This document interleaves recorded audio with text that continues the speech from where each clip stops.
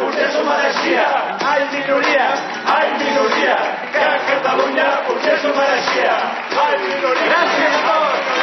Estos son los últimos instantes de Minoría Absoluta. El programa radiofónico de RAC1 se ha despedido después de 9 años de emisión en un abarrotado Teatro Tívoli.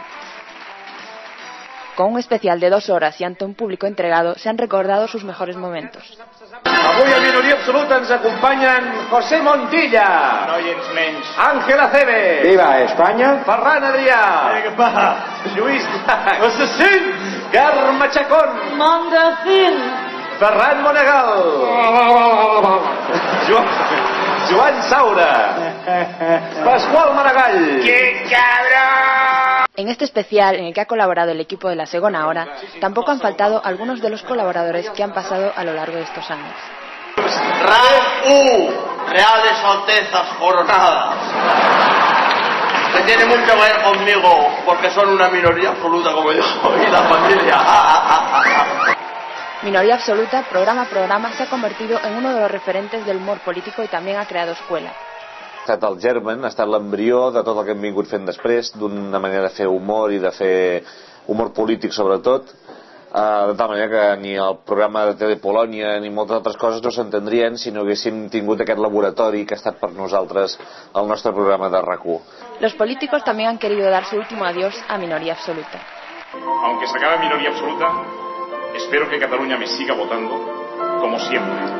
Aunque yo la siga jodiendo como siempre. Me parece absolutamente impresentable que un programa como este de rojos, pancartistas, separatistas, terroristas, independentistas, sardanistas, taxistas, taxidermistas, homosexualistas, trilirís, amigos de Al Qaeda y de Oleg Expresas y de Núria Feliu, se despida de la audiencia de Catalunya. Los responsables del programa aseguran que la clase política ha encajado bien sus imitaciones. La classe política hem de trencar una llança a favor d'ells en el sentit que han acceptat molt bé tot aquest joc, no? Nosaltres sempre els dèiem, no, el polític que vingui a minoria no ha de ser graciós, el polític que sigui com sigui, ja serem graciosos nosaltres si és que ho podem ser. A pesar de las largas colas, los más fieles no han querido perderse esta especial ocasión. Llevo desde las 8:30. Escucho cada día el programa Minoría Absoluta y pensé que he cogido fiesta de trabajo y todo. La espera al final ha merecido la pena. Veure-ho en directe i acomiadar-nos perquè val la pena perquè ens han acompanyat en moltes hores. Mucho tiempo que lo escucho con mi familia.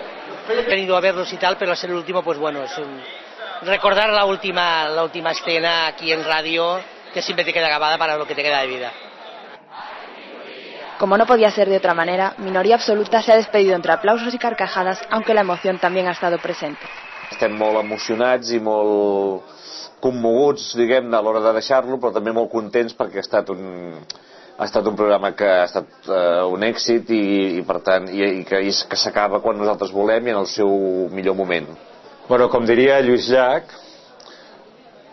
aquesta gent fan un programa de medio pelo i es pensen que són una gran cosa, quan de fet només fan un últim programa de comiat i jo, de concert de comiat, en vaig fer 2. Toma ja, el doble.